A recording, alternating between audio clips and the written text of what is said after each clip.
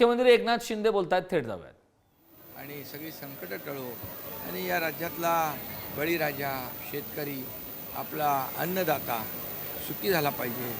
त्याच्या पाऊस तर चांगला पडतोच आहे, चांगले पीक येऊ दे आणि त्याच्या जीवनामध्ये आनंद उत्साह आणि सुख समाधान नांदू दे, अशा प्रकारची भावना माझी आहे।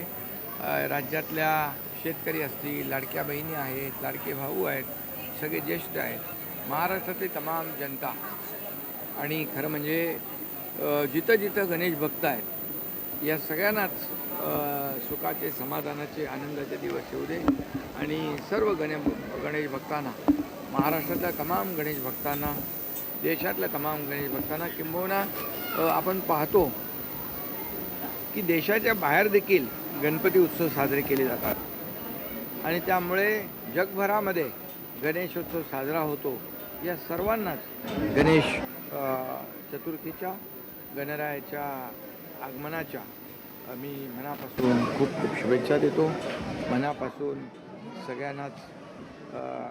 सगळ्यांचं अभिनंदन करतो की मोठ्या उत्साहात जल्लोषामध्ये गणपती बाप्पाचं या ठिकाणी प्रतिष्ठापना, पूजन, आगमन हे सगळं आपण पाहतो।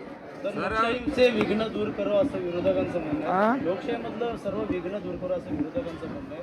वारंवार साकडे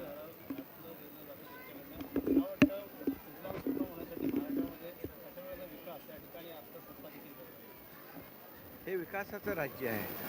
हे गणरायाच्या आशीर्वादाने या ठिकाणी स्थापन झालेलं सरकार आहे, सर्वसामान्यांचं सरकार आहे। मुलीबाळींचं, शेतकऱ्यांचं, माझ्या बहिणींचं, लाडक्या बहिणींचं, लाडक्या भावांचं, सगळ्यांचंच सरकार आहे आणि त्यामुळे सर्वसामान्यांचा या ठिकाणी विकास झाला पाहिजे, या राज्याचा विकास झाला पाहिजे, हेच मनामध्ये आपण ठेवून काम करतो आहे।